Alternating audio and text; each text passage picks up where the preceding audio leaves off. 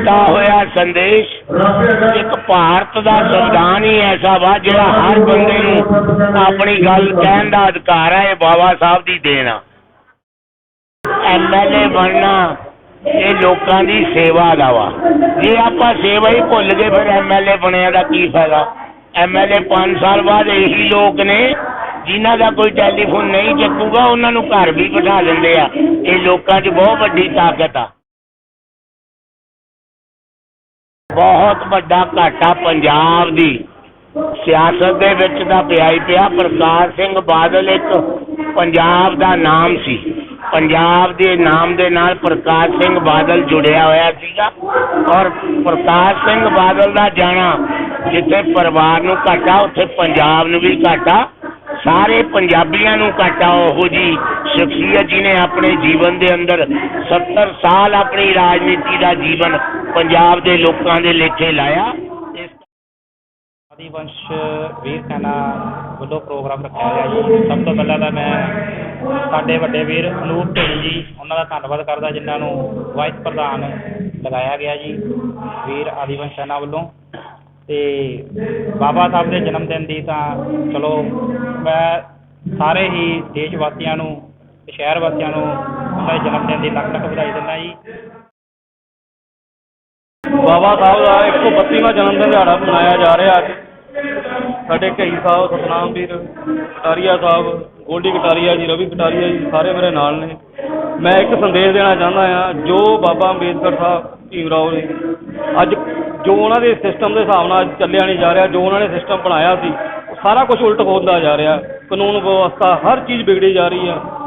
ਜੇ ਕਹਿ ਲਓ ਪੜ੍ਹਾਈ ਤਾਂ ਮੈਂ ਕਹਿੰਦਾ ਜੀ ਇਸ ਤਰ੍ਹਾਂ 0 ਲੈਵਲ 'ਤੇ ਆ ਗਈ। ਜੇ ਕਹਿੰਦੇ वंदे मातरम, जय हिंद, यही हृदय में भाव आ रहा है। आज भारत पुत्र का जन्म दिवस है और भारत पुत्र के जन्म दिवस को किस प्रकार से मनाना चाहिए ये आज यादवंशी वीर सेना ने आज कर दिखलाया है। जीवन पूर्ण होने के पश्चात भी किस प्रकार जीवनी बन जाता है और उनके जीवन का जितना भी उनका जीवन कार्य था किस प्रकार से एक प्रकाश पुंज हो जाता है। भारत का जो प्रत्येक भारतीय है योद्धा के रूप में, बाबा भीम के योद्धा के रूप में फिर वो जिस प्रकार से ललकारेगा तो न भारत की जमीन पर ऊंच नीच का ही भेदभाव रहेगा, न नारी जो यहाँ पर प्रताड़ित रही थी उसके उत्थान का समय भी आएगा। और भारत को यदि हम आज अमृत काल में यदि हम उसे विकसित देशों की श्रेणी में देखना चाहते हैं तो ये बहुत जरूरी है यहाँ का प्रत्येक भारतीय समांतर रूप से उसे विभिन्न मौके दिए जाएं। देखो बाबा साहब का ਦਿੱਤਾ ਹੋਇਆ ਸੰਦੇਸ਼ ਇੱਕ ਭਾਰਤ ਦਾ ਸੰਵਿਧਾਨ ਹੀ ਐਸਾ ਵਾ ਜਿਹੜਾ ਹਰ ਬੰਦੇ ਨੂੰ ਆਪਣੀ ਗੱਲ ਕਹਿਣ ਦਾ ਅਧਿਕਾਰ ਹੈ। ਇਹ ਬਾਬਾ ਸਾਹਿਬ ਦੀ ਦੇਣ ਆ। ਜਿਹੜਾ ਵੀ ਬੰਦਾ ਕੋਈ ਆਪਣੀ ਆਵਾਜ਼ ਨੂੰ ਅੱਗੇ ਕੋਈ ਦਬਿਆ ਕੁਚਲਿਆ ਬੰਦਾ ਹੁੰਦਾ ਸੀ ਉਹਦੀ ਆਵਾਜ਼ ਦਬ ਜਾਂਦੀ ਸੀ, ਪਰ ਬਾਬਾ ਸਾਹਿਬ ਨੇ ਐਸਾ ਸੰਵਿਧਾਨ ਲਿਖ ਕੇ ਹਰ ਗਰੀਬ ਗਰੂਬੇ ਨੂੰ ਆਪਣੀ ਗੱਲ ਕਹਿਣ ਦਾ ਅਧਿਕਾਰ ਦਿੱਤਾ। ਇਹ ਬਾਬਾ ਸਾਹਿਬ ਦੀ ਦੇਣ ਆ। ਤਾਂ ਹੀ ਅਸੀਂ ਅੱਜ ਸਾਰੇ ਲੋਕ ਇਕੱਠੇ ਹੋ ਕੇ ਬਾਬਾ ਸਾਹਿਬ ਦੇ ਚਰਨਾਂ ਦੇ ਵਿੱਚ ਸ਼ਰਧਾ ਸੁਮਨ ਭੇਟ ਕਰਦੇ ਹਾਂ ਔਰ ਬਾਬਾ ਸਾਹਿਬ ਦੇ ਦੱਸੇ ਹੋਏ ਮਾਰਗ ਤੇ ਚੱਲ ਕੇ ਦੇਸ਼ ਔਰ ਸਮਾਜ ਦੀ ਸੇਵਾ ਕਰਨੀ ਆ। ਤਾਂ ਹੀ ਆਪਣਾ ਦੇਸ਼ ਅੱਗੇ ਜਾਊਗਾ, ਤਾਂ ਹੀ ਆਪਣੇ ਸਮਾਜ ਜਿਹੜੇ ਆ ਉਹ ਜਿਹੜੇ ਗਰੀਬ ਗਰੂਬੇ ਲੋਕ ਨੇ ਉਹ ਉੱਪਰ ਉੱਠੂਗੇ ਜੇ ਬਾਬਾ ਸਾਹਿਬ ਦੇ ਦੱਸੇ ਹੋਏ ਮਾਰਗ ਤੇ ਚੱਲਾਂਗੇ।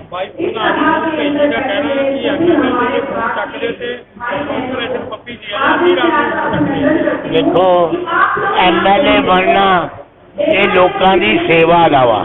ਜੇ ਆਪਾਂ ਸੇਵਾ ਹੀ ਭੁੱਲ ਗਏ ਫਿਰ MLA ਬਣਿਆ ਦਾ ਕੀ ਫਾਇਦਾ। MLA 5 ਸਾਲ ਬਾਅਦ ਇਹੀ ਲੋਕ ਨੇ ਜਿਨ੍ਹਾਂ ਦਾ ਕੋਈ ਟੈਲੀਫੋਨ ਨਹੀਂ ਚੱਕੂਗਾ ਉਹਨਾਂ ਨੂੰ ਘਰ ਵੀ ਬਿਠਾ ਦਿੰਦੇ ਆ। ਇਹ ਲੋਕਾਂ 'ਚ ਬਹੁਤ ਵੱਡੀ ਤਾਕਤ ਆ।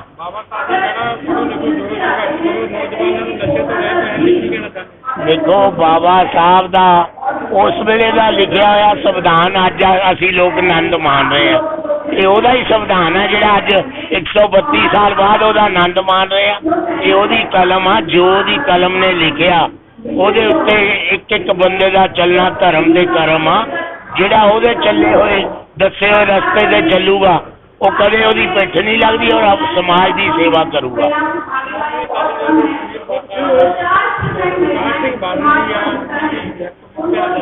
देखो बहुत ਵੱਡਾ ਘਾਟਾ ਪੰਜਾਬ ਦੀ ਸਿਆਸਤ ਦੇ ਵਿੱਚ ਤਾਂ ਪਿਆ ਹੀ ਪਿਆ। ਪ੍ਰਕਾਸ਼ ਸਿੰਘ ਬਾਦਲ ਇੱਕ ਪੰਜਾਬ ਦਾ ਨਾਮ ਸੀ, ਪੰਜਾਬ ਦੇ ਨਾਮ ਦੇ ਨਾਲ ਪ੍ਰਕਾਸ਼ ਸਿੰਘ ਬਾਦਲ ਜੁੜਿਆ ਹੋਇਆ ਸੀਗਾ। ਔਰ ਪ੍ਰਕਾਸ਼ ਸਿੰਘ ਬਾਦਲ ਦਾ ਜਾਣਾ ਜਿੱਥੇ ਪਰਿਵਾਰ ਨੂੰ ਘਾਟਾ ਉੱਥੇ ਪੰਜਾਬ ਨੂੰ ਵੀ ਘਾਟਾ, ਸਾਰੇ ਪੰਜਾਬੀਆਂ ਨੂੰ ਘਾਟਾ। ਉਹੋ ਜੀ ਸ਼ਖਸੀਅਤ ਜਿਹਨੇ ਆਪਣੇ ਜੀਵਨ ਦੇ ਅੰਦਰ 70 ਸਾਲ ਆਪਣੀ ਰਾਜਨੀਤੀ ਦਾ ਜੀਵਨ ਪੰਜਾਬ ਦੇ ਲੋਕਾਂ ਦੇ ਲੇਖੇ ਲਾਇਆ।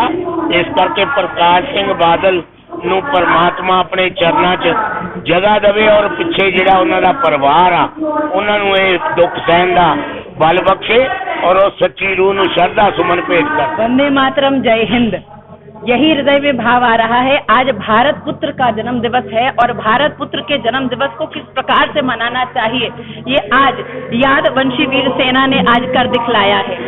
जीवन पूर्ण होने के पश्चात भी किस प्रकार जीवनी बन जाता है और उनके जीवन का जितना भी उनका जीवन कार्य था किस प्रकार से एक प्रकाश पुंज हो जाता है और आने वाली अनंत पीढ़ियों को किस प्रकार से मार्ग दिखलाता है। ये बाबा भीमराव अंबेडकर के जन्म को, उनकी जीवनी को उनके भीतर हम झांक कर ये हम सीख सकते हैं।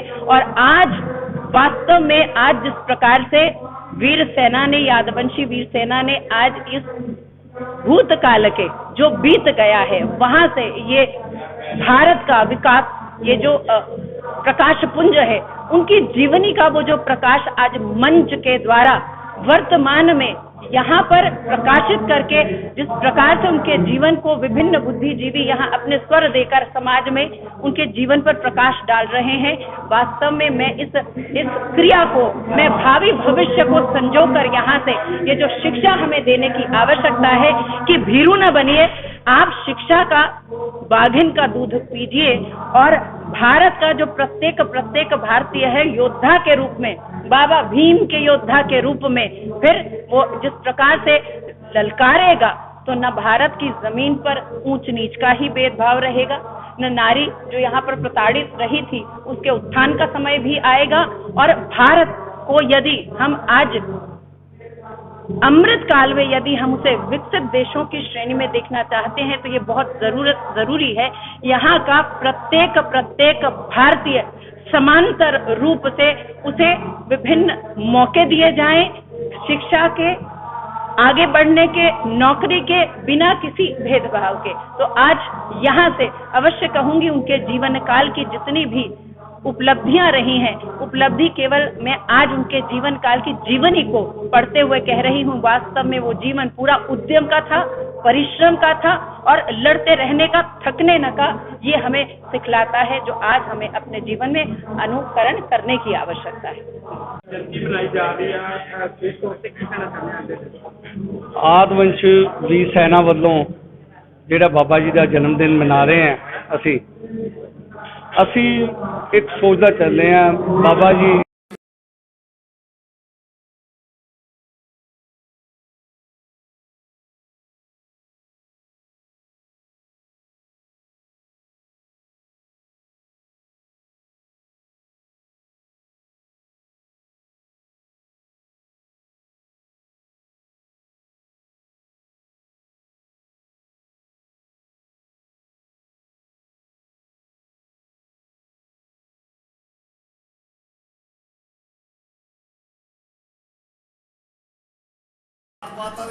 भेदभाव इन्होंने पाए हैगे आ, ये नहीं होने चाहिए।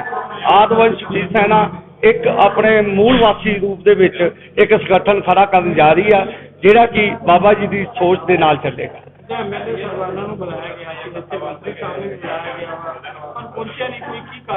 ਉਹਦਾ ਕਾਰਨ ਇਹ ਆ ਵੀ ਜਲੰਧਰ ਚੋਣਾਂ ਸੀਗੀਆਂ ਤੇ ਇੱਕ ਉਹਨਾਂ ਨੂੰ ਨਾ ਬਹੁਤ ਸਖਤ ਹਦਾਇਤਾਂ ਆਮ ਆਦਮੀ ਪਾਰਟੀ ਵੱਲੋਂ ਹੈਗੀ, ਸੁਪਰੀਮੋ ਵੱਲੋਂ, ਤੇ ਉਹ ਸਾਰੇ ਹੀ ਤਕਰੀਬਨ ਕੁਝ MLA ਸਾਹਿਬ ਤਾਂ ਪਹਿਲਾਂ ਹੀ ਉੱਥੇ ਹੈਗੇ ਆ ਤੇ ਕੁਝ ਆਉਂਦੇ ਆ ਫਟਾਫਟ ਹੀ ਸਵੇਰੇ ਸਵੇਰੇ ਨਿਕਲ ਜਾਂਦੇ ਆ ਤੇ ਇਹ ਕਾਰਨ ਹੈਗਾ ਵਾ।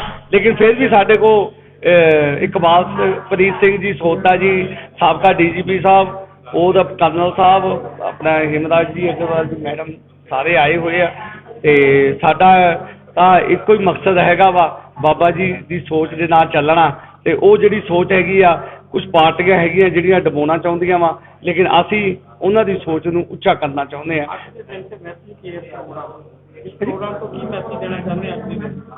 ਮੈਂ ਤਾਂ ਸਾਰੀ ਪਾਰਟੀਆਂ ਨੂੰ ਇਹ ਕਹਾਂਗਾ, ਕਿਉਂਕਿ ਆਮ ਪਬਲਿਕ ਨੂੰ ਤਾਂ ਪਤਾ ਹੀ ਆ ਜਿਹੜੀਆਂ ਪਾਰਟੀਆਂ ਵਾ ਉਹ ਬਾਬਾ ਜੀ ਦੇ ਸੰਵਿਧਾਨ ਤੋਂ ਭਟਕ ਰਹੀਆਂ ਵਾ।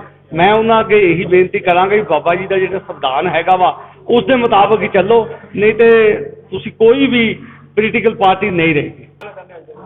ਸਭ ਤੋਂ ਪਹਿਲਾਂ ਤਾਂ ਜੀ ਜੈ ਗੁਰਦੇਵ, ਧੰਨ ਗੁਰਦੇਵ ਜੀ, ਜੈ ਭੀਮ, ਜੈ ਭਾਰਤ, ਜੈ ਵਾਲਮੀਕੀ, ਜੈ ਰਵਿਦਾਸ ਜੀ। ਇਹ ਜੋ ਆਦਿ ਵੰਸ਼ ਵੀਰ ਸੈਨਾ ਵੱਲੋਂ ਪ੍ਰੋਗਰਾਮ ਰੱਖਿਆ ਗਿਆ ਜੀ, ਸਭ ਤੋਂ ਪਹਿਲਾਂ ਤਾਂ ਮੈਂ ਸਾਡੇ ਵੱਡੇ ਵੀਰ ਅਨੂਪ ਢੇੜੀ ਜੀ ਉਹਨਾਂ ਦਾ ਧੰਨਵਾਦ ਕਰਦਾ ਜਿਨ੍ਹਾਂ ਨੂੰ ਵਾਈਸ ਪ੍ਰਧਾਨ ਲਗਾਇਆ ਗਿਆ ਜੀ ਵੀਰ ਆਦਿ ਵੰਸ਼ ਸੈਨਾ ਵੱਲੋਂ। ਅਤੇ ਬਾਬਾ ਸਾਹਿਬ ਦੇ ਜਨਮ ਦਿਨ ਦੀ ਤਾਂ ਚਲੋ ਮੈਂ ਸਾਰੇ ਹੀ ਦੇਸ਼ ਵਾਸੀਆਂ ਨੂੰ ਤੇ ਸ਼ਹਿਰ ਵਾਸੀਆਂ ਨੂੰ ਉਹਨਾਂ ਦੇ ਜਨਮ ਦਿਨ ਦੀ ਲੱਖ ਲੱਖ ਵਧਾਈ ਦਿੰਦਾ ਜੀ। ਅਤੇ ਮੈਂ ਇੱਕ ਮੈਸੇਜ ਲਾਉਣਾ ਚਾਹੁੰਦਾ ਜੀ, ਬਾਬਾ ਸਾਹਿਬ ਜੀ ਦਾ ਇੱਕੋ ਹੀ ਸੁਪਨਾ ਸੀ ਕਿ ਆਪਣੇ ਬੱਚਿਆਂ ਨੂੰ ਲਿਖਾਓ, ਪੜ੍ਹਾਓ ਅਤੇ ਉਹਨਾਂ ਨੂੰ ਪਦਵੀ ਤੱਕ ਲੈ ਕੇ ਜਾਓ। ਅਤੇ ਮੈਂ ਇੰਨਾ ਹੀ ਕਹਿੰਦਾ ਹੋਇਆ ਜੀ, ਜੈ ਗੁਰਦੇਵ, ਧੰਨਵਾਦ। ਪ੍ਰੋਗਰਾਮ ਮਨਾਇਆ ਜਾ ਰਿਹਾ ਬਾਬਾ ਸਾਹਿਬ ਦਾ, ਕੀ ਕਹਿਣਾ ਚਾਹੁੰਦੇ?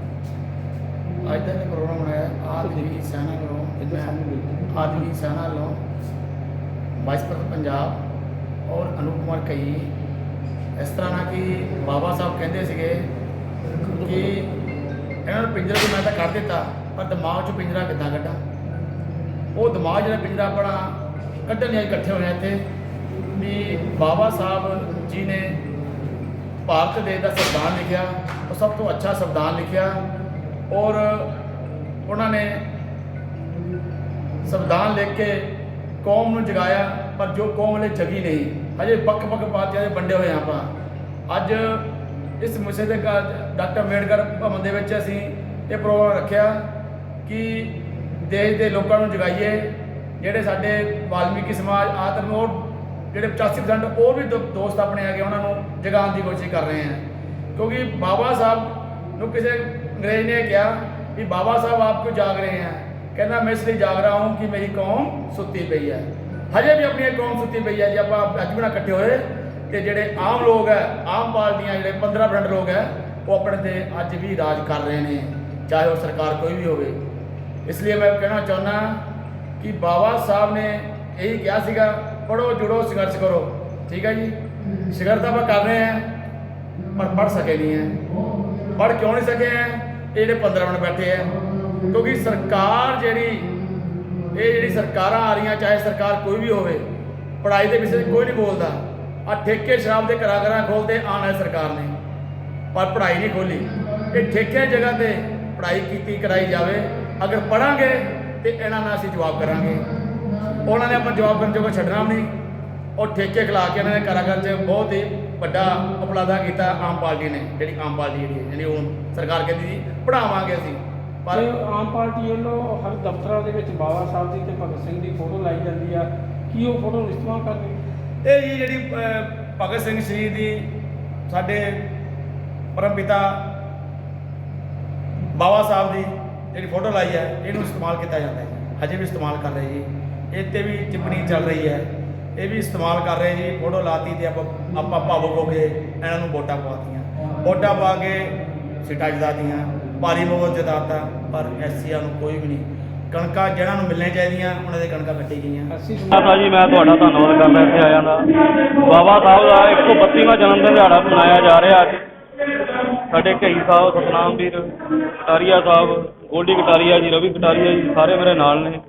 ਮੈਂ ਇੱਕ ਸੰਦੇਸ਼ ਦੇਣਾ ਚਾਹੁੰਦਾ ਹਾਂ, ਜੋ ਬਾਬਾ ਅੰਬੇਦਕਰ ਸਾਹਿਬ ਭੀਮ ਰਾਓ ਨੇ ਅੱਜ ਜੋ ਉਹਨਾਂ ਦੇ ਸਿਸਟਮ ਦੇ ਹਿਸਾਬ ਨਾਲ ਚੱਲਿਆ ਨਹੀਂ ਜਾ ਰਿਹਾ, ਜੋ ਉਹਨਾਂ ਨੇ ਸਿਸਟਮ ਬਣਾਇਆ ਸੀ ਸਾਰਾ ਕੁਝ ਉਲਟ ਹੁੰਦਾ ਜਾ ਰਿਹਾ। ਕਾਨੂੰਨ ਵਿਵਸਥਾ ਹਰ ਚੀਜ਼ ਵਿਗੜੀ ਜਾ ਰਹੀ ਆ।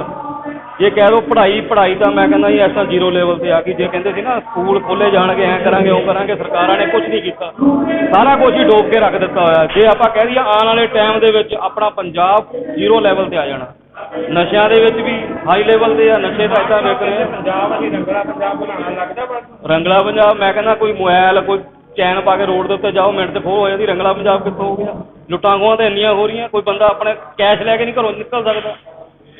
ਬਾਬਾ ਸਾਹਿਬ ਦਾ ਜਿਹੜਾ ਅੱਜ ਪ੍ਰੋਗਰਾਮ ਮਨਾਇਆ ਜਾ ਰਿਹਾ ਤੇ ਅਨੂਪ ਢੇੜੀ ਜੀ ਵਾਈਸ ਪ੍ਰਧਾਨ ਨੇ, ਇਹਨਾਂ ਵੱਲੋਂ ਕਾਫੀ ਮਿਹਨਤ ਕੀਤੀ ਜਾ ਰਹੀ, ਕੀ ਕਹਿਣਾ ਚਾਹੁੰਦੇ? ਮੈਂ ਤਾਂ ਪਹਿਲਾਂ ਹੀ ਕਈ ਸਾਹਿਬ ਨੂੰ ਬਹੁਤ ਬਹੁਤ ਮੁਬਾਰਕਾਂ ਦੇ ਰਿਹਾ ਜੀ ਕਿ ਜਿਹੜਾ ਸਾਨੂੰ ਇੱਥੇ ਬੁਲਾ ਕੇ ਸਾਡਾ ਵੀ ਮਾਣ ਵਧਾਇਆ ਤੇ ਇੱਦਾਂ ਦੇ ਸਿਸਟਮ ਰੋਜ਼ ਕਰਨ। ਇਹ ਬਾਬਾ ਸਾਹਿਬ ਜੀ ਦਾ ਇੱਕ ਸੰਦੇਸ਼ ਸਾਰਿਆਂ ਕੋਲ ਪਹੁੰਚੇ ਤੇ ਆਪਣੇ ਜਿਹੜੇ ਭਾਈਚਾਰਾ ਆ, ਜਿਹੜਾ ਭਾਈਚਾਰਾ ਕੋਈ ਵੀ ਲਾ ਲਓ ਜੀ, ਇਕੱਠਾ ਹੋਣਾ ਚਾਹੀਦਾ। ਭਾਈਚਾਰਾ ਕਦੇ ਵੀ ਅਲੱਗ ਨਹੀਂ ਹੋਣਾ ਚਾਹੀਦਾ। ਜਲੰਧਰ ਚ ਜਿਮਨੀ ਚੋਣਾਂ ਕਰਦੀਆਂ ਉਹਦੇ ਬਾਰੇ ਕੀ ਕਹਿਣਾ ਤੁਹਾਡਾ?